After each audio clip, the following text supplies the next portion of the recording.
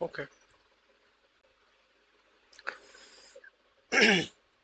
Evolution of the thyroid nodule. In evaluation of the thyroid nodule, TSH level and thyroid ultrasound, if it is normal or elevated TSH, consider FNA based on size and ultrasound finding. If it is low, if low TSH, if then radioactive iodine scintigraphy. Radioactive iodine scintigraphy. If it is hypofunctional like cold or indeterminate nodule, then consider FNA based on size and ultrasound finding. If hyperfunctioning like hot nodule, treat for hyperthyroidism. Thyroid nodules are common. Thyroid nodules are common and may be diagnosed on physical examination or noted incidentally when imaging studies are obtained for other reasons. Once the thyroid nodule is found, cancer risk factor, family history, radiation exposure should be assessed by history. Physical examination should evaluate the size and mobility and firmness of the thyroid nodule and whether enlarged cervical lymph nodes are present. Serum TSH levels Serum TSH levels are obtained along with the thyroid ultrasound to determine the nodule size and sonographic feature.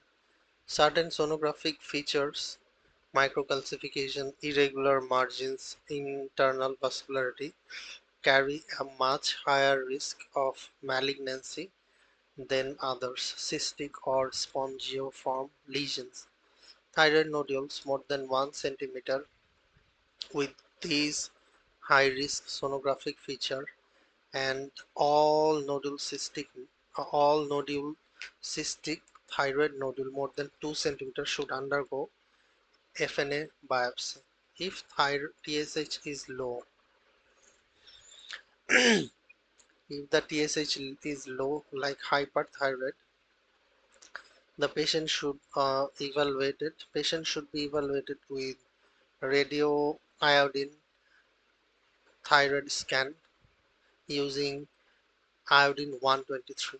A hyperfunctioning hot nodule increase isotope uptake in the nodule and with decreased surrounding uptake is associated with low cancer risk. A hypofunctioning cold nodule decreased isotope uptake compared to the surrounding tissue is associated with higher risk of cancer. An anti-TPO for autoimmune thyroiditis like Hashimoto and CT scan is inferior to the ultrasound in characterizing the thyroid nodule. Okay,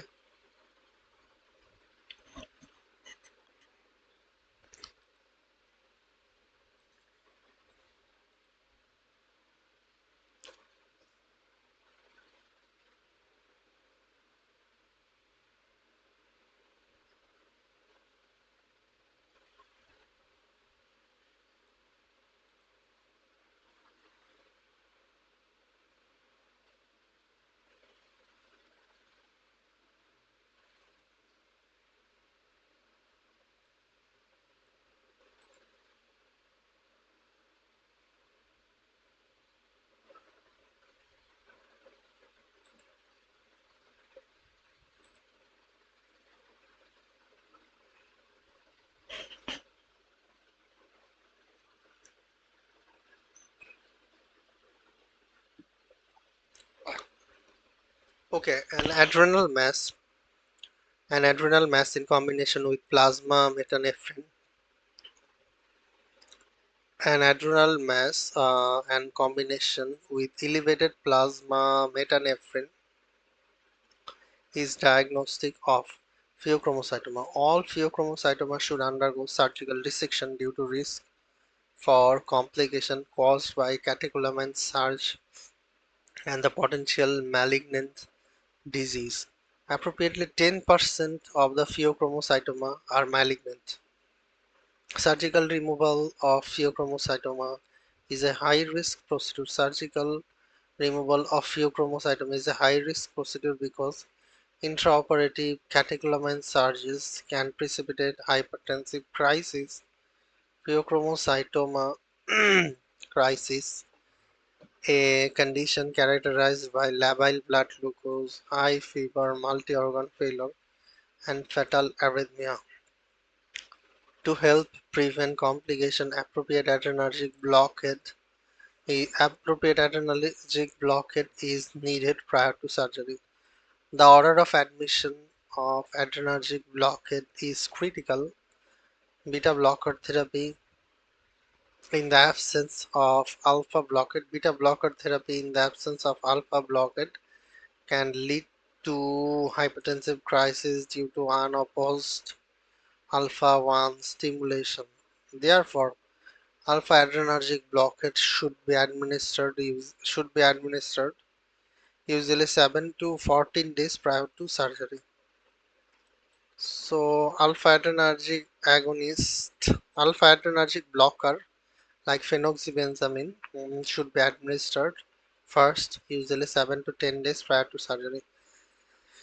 Phenoxybenzaimine and irreversible non-selective alpha blocker is often preferred. However, selective alpha 1 blocker terazosin is also sometimes used. Patients should also be encouraged to increase sodium intake and stay well hydrated. A possible side effect of the alpha adrenergic blocker like orthostasis and hypertension. Once adequate alpha blockade is established, beta blocker propanolol can be safely initiated usually 2 to 3 days prior to surgery. So 2 weeks before we add phenoxybenzaimine and we tell the patient to take enough sodium and and hydration, and then we can add the propanolol just 2 days before the surgery. So phenoxybenzaimine first, then propanolol. Okay. Beta, yes.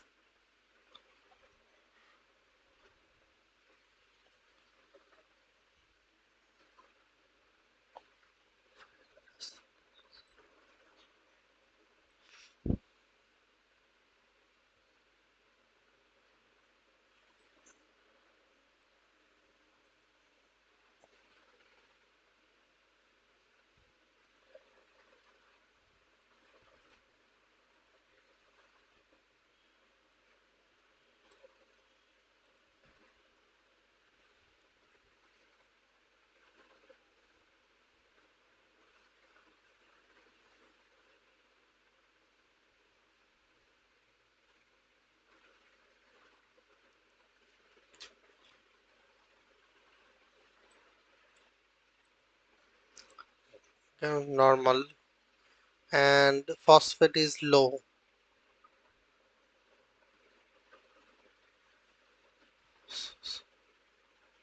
And he has, like, celiac disease can cause vitamin deficiency, malabsorption, yes.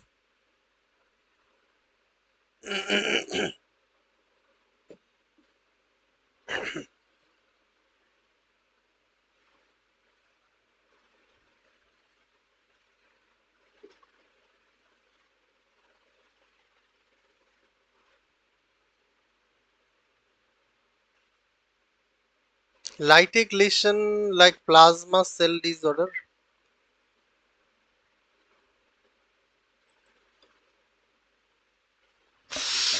No, it's not. Not E. It's not defective collagen.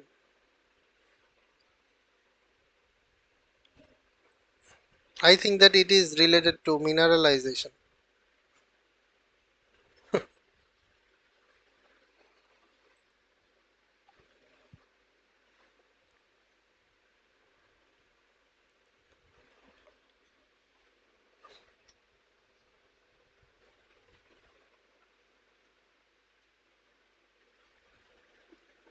And when there is increased osteoblast, there is increased ALP.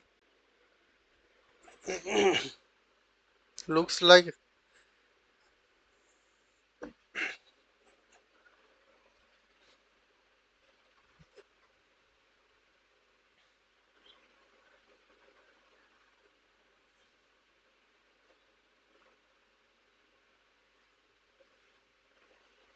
okay. This is osteomalacia. So this patient has osteomalacia. This patient has osteomalacia presenting with fatigue, bone pain, presenting with fatigue, bone pain, hypophosphatemia. Osteomalacia is a potential complication. Osteomalacia is a potential complication of vitamin D deficiency. Is frequently seen with malabsorptive disorder like celiac disease. In addition to bone pain, manifestation may include muscle weakness, waddling gait, and increased risk for fracture. Bone density bone density is typically decreased and X-ray reveal linear looser zones. 125 dihydroxyvitamin D is required for intestinal intestinal absorption calcium and phosphorus. In vitamin D deficiency, intestinal calcium absorption is impaired, leading to series of metabolic alteration. There is secretion of the PTH. Um, Secretion of PTH is increased and secondary hyperparathyroidism to maintain the circulating calcium. Secondary hyperparathyroidism to maintain the circulating calcium. And PTH causes release of the calcium from the bone, increased renal calcium reabsorption, and increased renal calcium reabsorption and decreased phosphate reabsorption. As a result, calcium is stored to the normal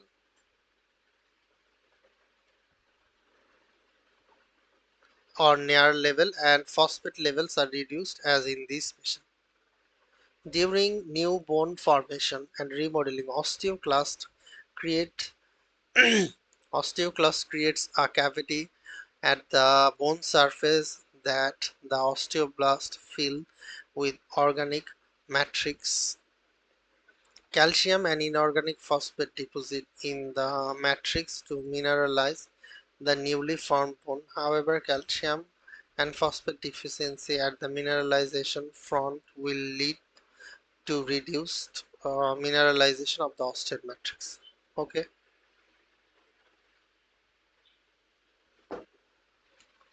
Okay. In Paget's disease of the bone is characterized by accelerated bone remodeling. In Paget's disease, there is accelerated bone remodeling. It starts with increased osteoclastic activity, followed by rapid and disorganized new bone formation. ALP is elevated, however, serum calcium, phosphorus, and PTH are typically normal. And D, like osteoporosis, is characterized by low bone mass. the bone the bone usually have adequate mineralization. Lab evaluation shows normal serum calcium, phosphorus, PTH, and ALP.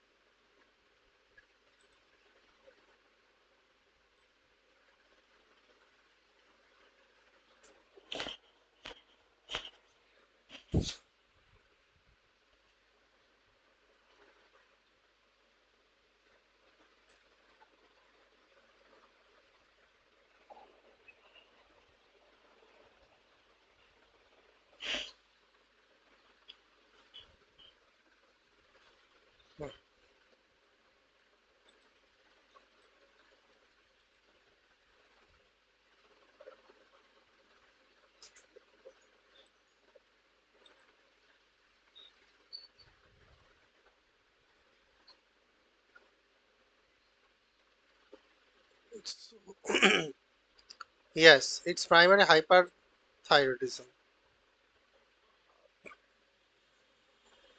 It's look at the clinical feature. Apart from TPO, like free T4 is high, TSH is low, very low. So it is hyperthyroidism. If we don't do the TPO, and then we and in TPO, when there is TPO positive, that means it is autoimmune. So you need to give lifelong drug. Okay. So it is the patient has primary hyperthyroidism with signs of thyrotoxicosis, anxiety, weight loss, tachycardia. Primary hyperthyroidism. mm, Primary hyperthyroidism can result from overproduction of thyroid hormone, Graves' disease, toxic nodular goiter, toxic nodular goiter, and release of preformed hormone, painful thyroiditis, subacute thyroiditis. These etiologies can be distinguished with These etiology can be distinguished with radioiodine uptake, radioiodine, radioactive iodine uptake scintigraphy (RAIU scintigraphy), which measures the uptake and organification of iodine in the thyroid gland. Uptake is increased in thyrotoxicosis. Uptake is increased in thyrotoxicosis caused by thyroid hormone production and is low or undetectable in thyrotoxicosis caused by release of preformed hormone. In this patient, low radioiodine uptake and non-tender goiter are most consistent with painless silent non are most consistent with painless silent thyroiditis. Painless thyroiditis is associated with TPO positive and is considered a variant of chronic lymphocytic Hashimoto thyroiditis. Postpartum thyroiditis is also similar by definition in postpartum thyroiditis is also similar but by definition occurs within less than 12 months of childhood. Following a self-limited hyperthyroid phase, patients often enter a hypothyroidism phase. However, with signs and symptoms of adrenergic stimulation, palpitation, tachycardia, tremulousness, should be treated with beta blocker rather than deviation and monitoring. Okay.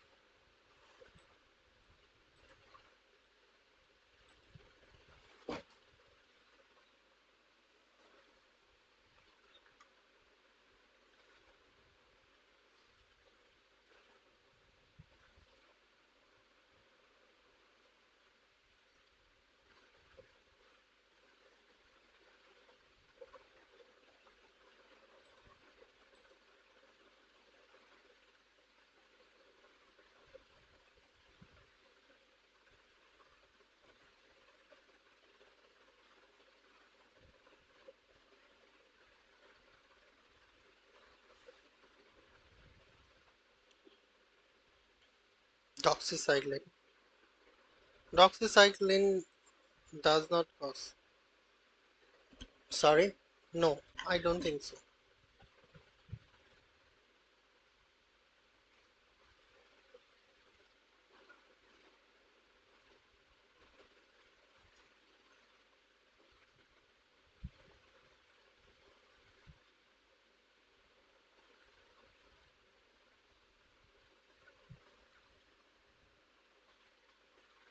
Where if he has adrenal crisis, if you give fluid, it will not gonna correct.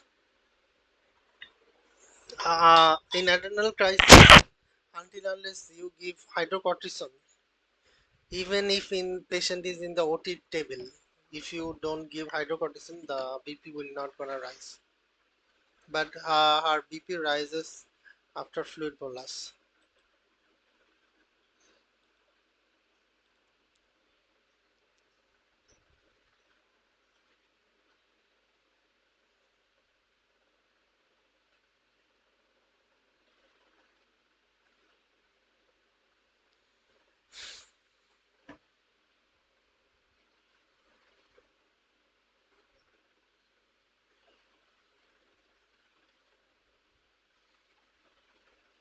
Okay,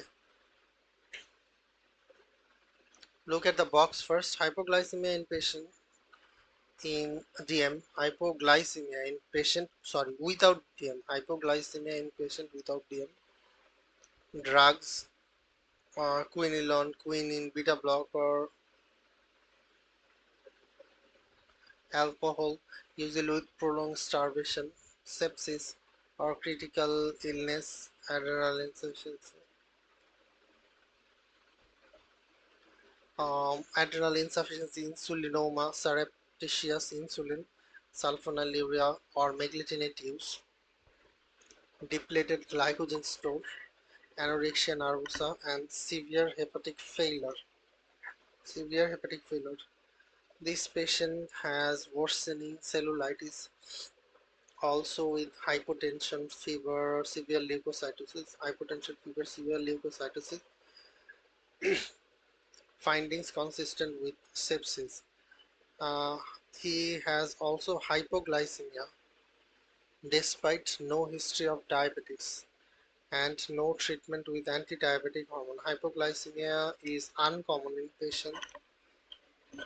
in patients who are not treated with insulin, in patients with insulin or sulfonylureas for diabetes mellitus. However, it can occur in those with sepsis or critical illness due to increased use of glucose in the tissue, which is promoted by the inflammatory cytokines. Sepsis also may lead to gluconeogenesis in the liver.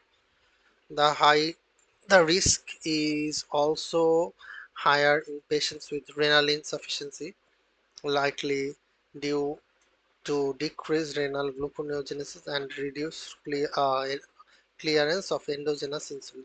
Severe physiologic stress, sepsis, can lead to catecholamine surge and severe physiological stress like sepsis can lead to catecholamine surge, which stimulate the hepatic glycogenolysis and gluconeogenesis. Because these effects would manifest hyperglycemia rather than hypoglycemia. Okay, sepsis will release epinephrine and epinephrine will cause hyperglycemia, not hypoglycemia. Epinephrine will increase hepatic glucose production and gluconeogenesis and glycogenolysis. Okay.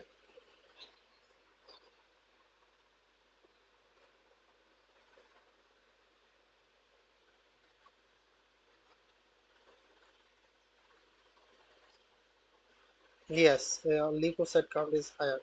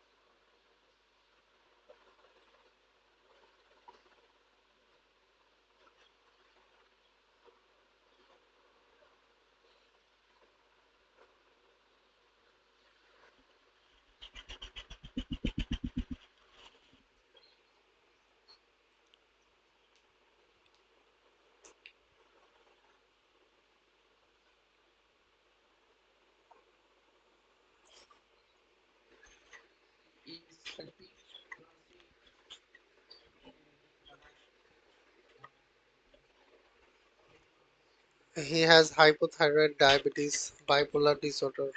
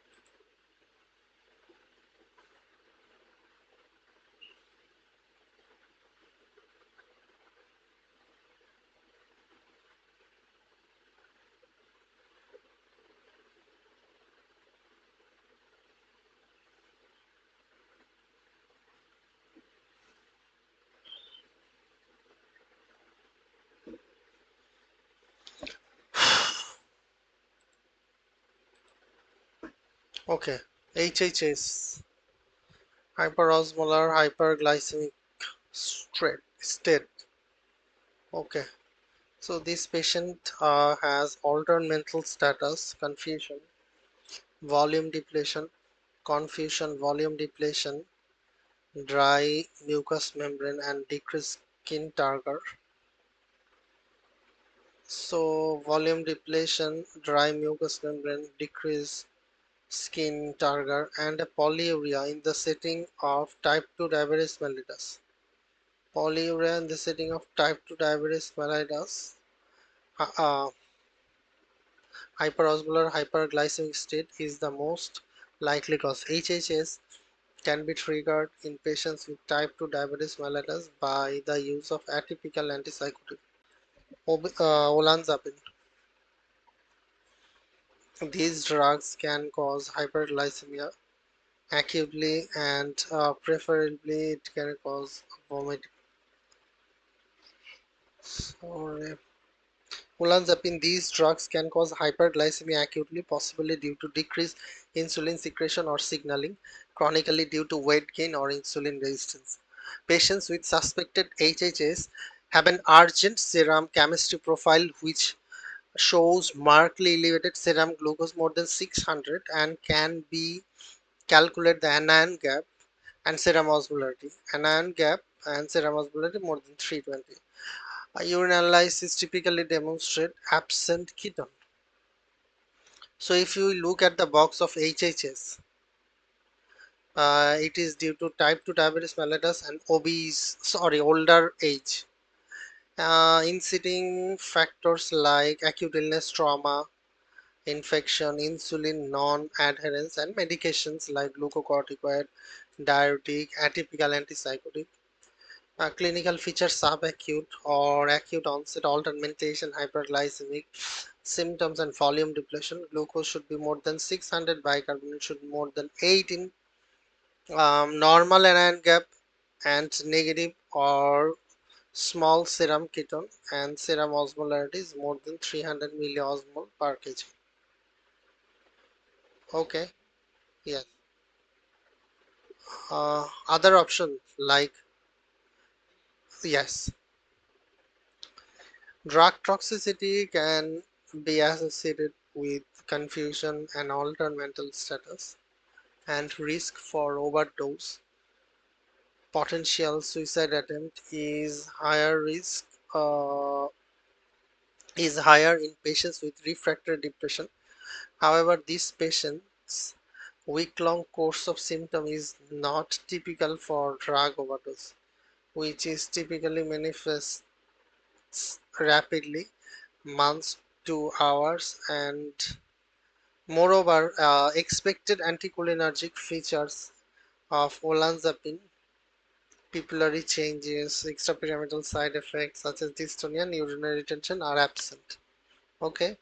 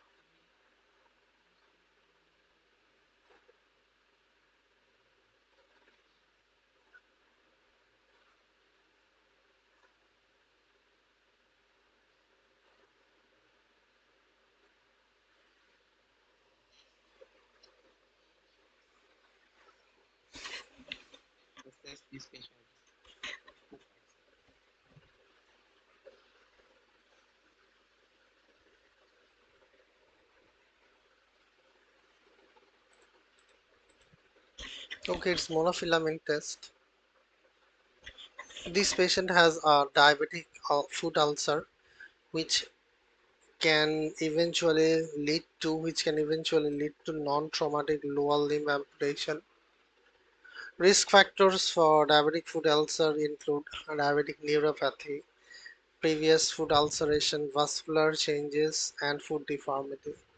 Diabetes neuropathy is the common and Diabetic neuropathy is the most common underlying cause and is found more than 80% of the patients with diabetic foot ulcer. Neuropathy decreases the sensation and pressure perception. It causes muscle imbalance leading to foot deformity and impairs the microcirculation and integrity of the skin. Neuropathic ulcer most commonly occur in the foot under the bony prominence such as metatarsal head. They typically have punched out undermined border. They typically have a punched out undermined border. Peripheral sensory neuropathy can be documented by testing pressure sensation with a 10-gram monofilament placed in on the frontier foot. Mm, Patients with neuropathy have a higher high pressure threshold and loss of monofilament sensation, which are associated with increased risk of foot ulceration. One sensory deficit may increase during vibratory sensation, decrease pain, and uh, decrease temperature sensation. Okay, you got the point. Okay.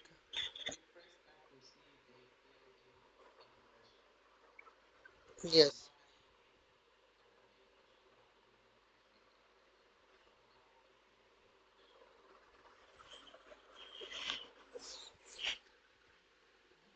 yes.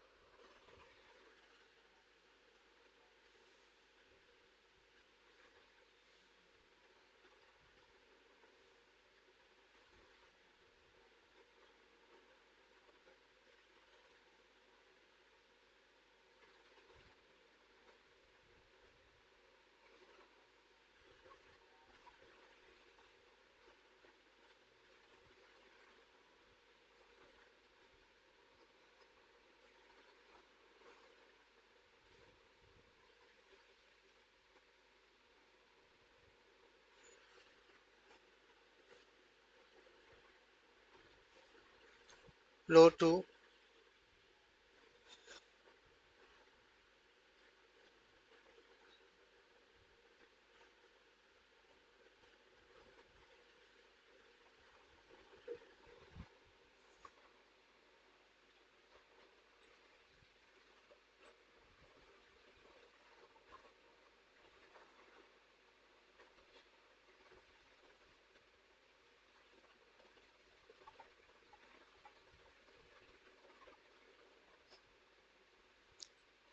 yes, and it causes flushing, wheezing, diarrhea. Yes.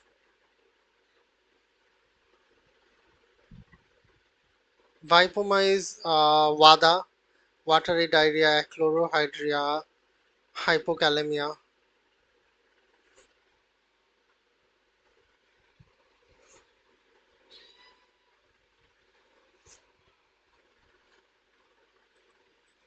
I am right.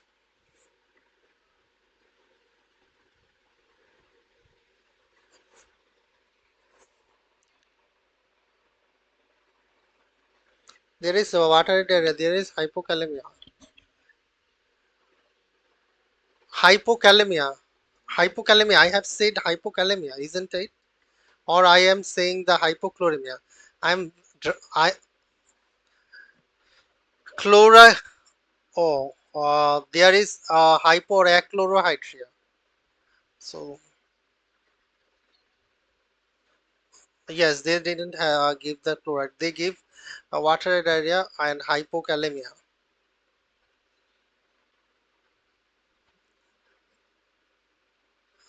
Yes, yes. Okay.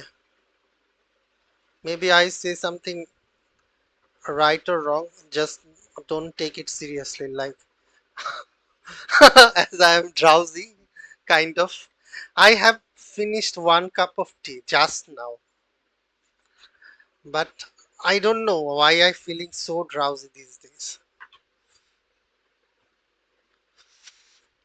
Ah, most of the what happens, like I am drowsy at the day, but at night I am very energetic because after praying I get energetic. But nowadays I don't know what happened to me. I don't know. I get I start feeling energetic when it's the time of morning. It is very concerning.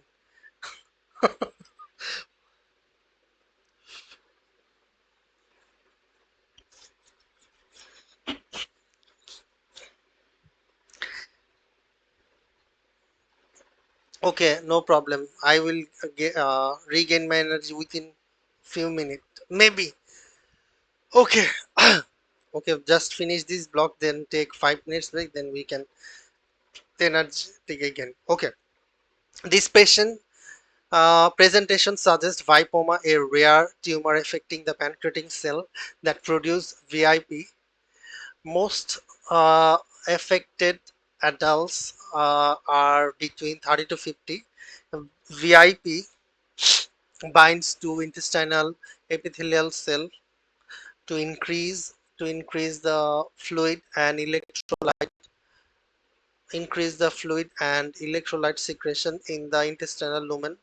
Most patients develop VIP syndrome, pancreatic cholera with watery diarrhea. Most patients develop VIP syndrome, pancreatic cholera with watery diarrhea can be tea colored or odorless, muscle weakness, cramps due to hypokalemia, and hypo or achlorohydria due to decreased gastric acid secretion. There is hypo or achlorohydria. The stool volume can be greater than 3 liters per day, leading to significant volume depletion. Other findings include facial flushing, lethargy, nausea, vomiting, abdominal pain, and weight loss. Patients can cause coexisting hyperparathyroidism as part of Benz syndrome. Lab studies show hypokalemia due to increased intestinal potassium secretion. Other possible findings include hypercalcemia and hyperglycemia. Hypercalcemia due to bone increased bone resorption, and hyperglycemia due to increased glycogenolysis. Stool studies are consistent with secretory diarrhea and show increased stool sodium and stool osmolar gap less than 50 milliosmol per kg. A VIP level more than 75 confirms VIP diagnosis. Abdominal imaging, cross sectional triple phase abdominal CT, cross sectional triple phase abdominal CT or MRI can localize the tumor in the pancreas. Nearly 75% of the VIPomas are in the pancreatic tail, and 60 to 80% have metastasis to the liver by the time of the diagnosis. Treatment involves intravenous volume depletion, octreotide to decrease diarrhea, and possible hepatic resection in patients with metastasis to liver.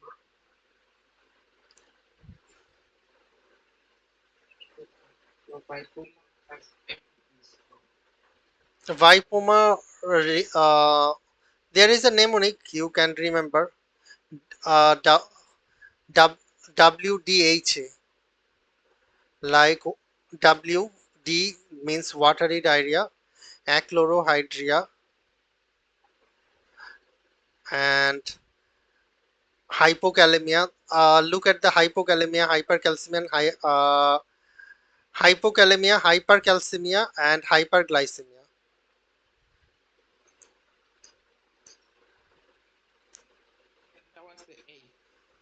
Achlorohydria.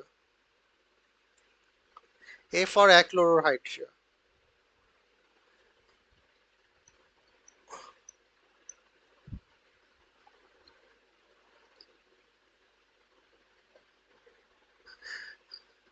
And in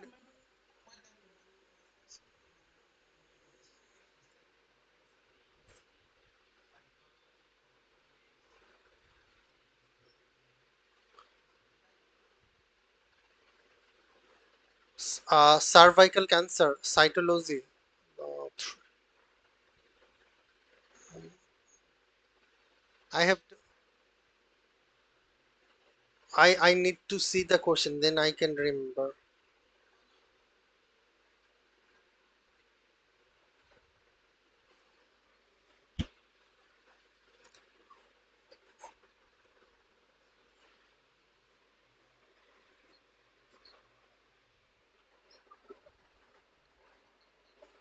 Yes.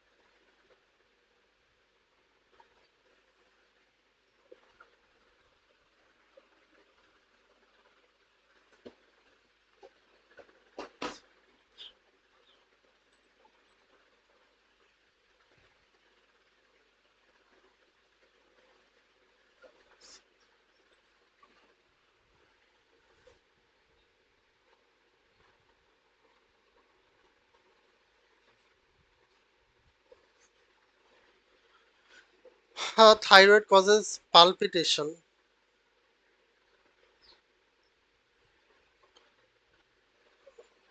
Yes. I guessed. I don't know actually. Heart. Okay. This patient has this patient has a systolic. So so drowsy is good. If I can correct the answer in drowsy, that is good. Okay. This patient has a systolic hypertension along with weight loss, tremor, and tachycardia. The associated proptosis due to expansion of retroorbital tissue is a specific finding for thyrotoxicosis due to Graves' disease. Patients with thyrotoxicosis Patient with thyrotoxicosis can develop cardiovascular complication due to direct effects of excess thyroid hormone on the myocardium and vasculature, manifesting with the following hemodynamic change: reduced systemic vascular resistance results from direct vasodilatory effect, thyroid hormone on the endothelium, peripheral vasodilation. These decreases diastolic blood pressure. Increased cardiac contractility and stroke volume result from both a direct effect of the thyroid hormone on the myocardium and a reflexive response to peripheral vasodilation.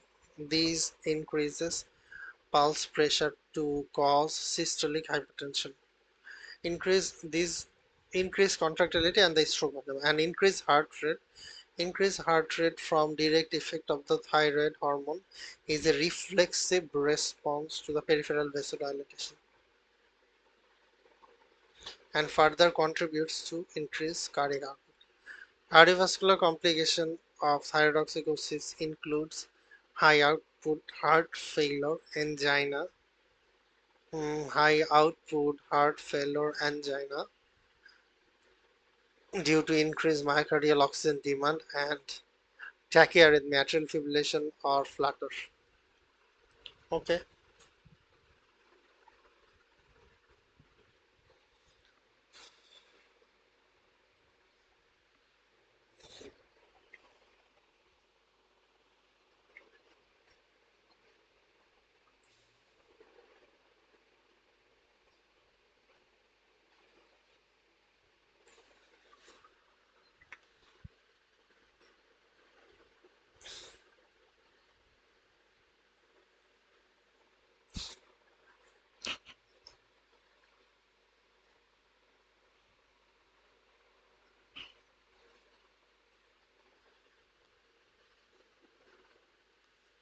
There is postural hypotension, isn't it? Like systolic blood pressure decreases 20 and diastolic 10. So orthostasis, like postural hypotension.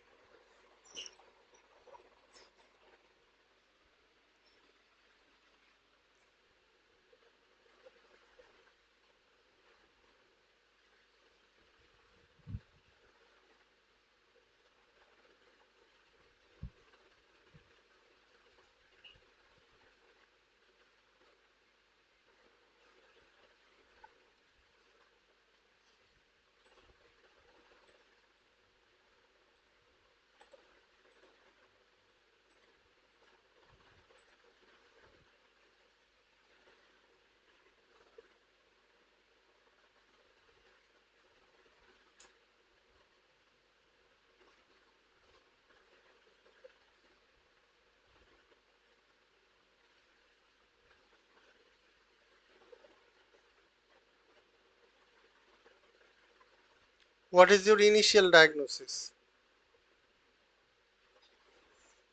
There is headache, there is hypertension. So headache and hypertension.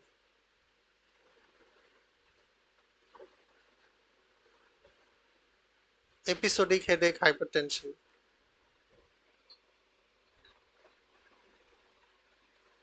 Because dexamethasone suppression test, like if you think about dexamethasone suppression test, then it will be Cushing. Cushing can cause hypertension. Cushing can cause hyperglycemia. That's sorry. Yes, and there are other features of the Cushing too, like uh, buffalo hump, stria. Okay, so these patients, this question is actually confusing.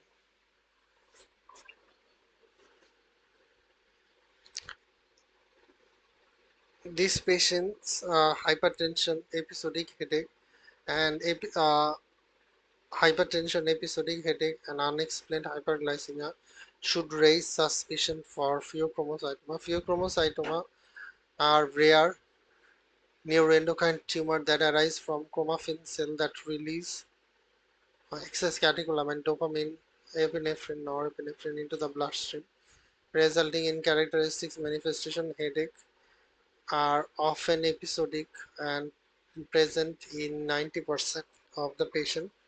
Paroxysmal hypertension occurs in approximately half of the patient and may be associated with orthostasis.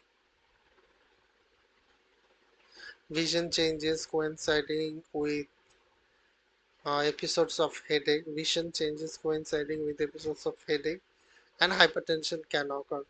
because catecholamine inhibit insulin secretion. Hyperglycemia, catecholamine inhibit insulin secretion, so hyperglycemia is also common. Therefore, pheochromocytoma should be considered in patients who develop hyperglycemia that is typically that is atypical for both type 1 and type 2 uh, diabetes mellitus, especially when accompanied by other suggestive features such as onset of hypertension. Other indications for screening include the classic triad of headache, sweating, tachycardia, resistant hypertension, and a familial syndrome. Men type 2. The initial evolution for pheochromocytoma involves testing for urine or plasma level metanephrine, which are the products of catecholamine breakdown. Normal levels typically rule out the disease, and elevated levels are non-specific and warrant additional testing, such as CT scan of the abdomen to confirm the presence and the localization of the suspected pheochromocytoma. Okay,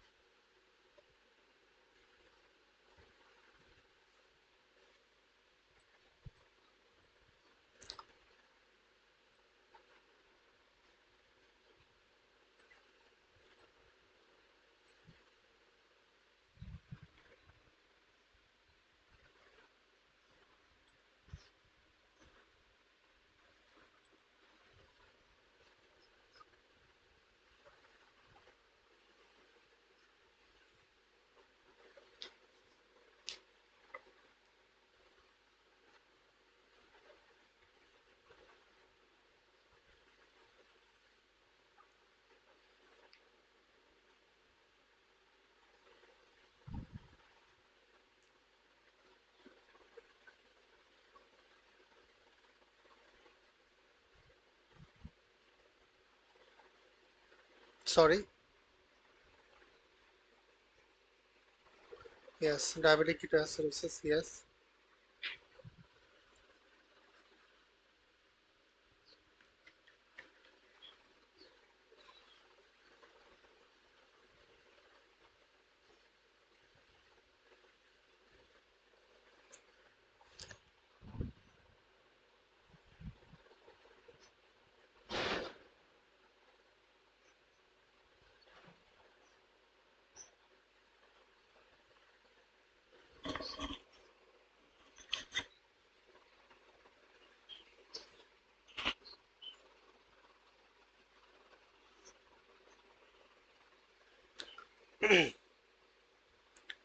So this patient with nausea, vomiting, abdominal pain, metabolic acidosis, low bicarb,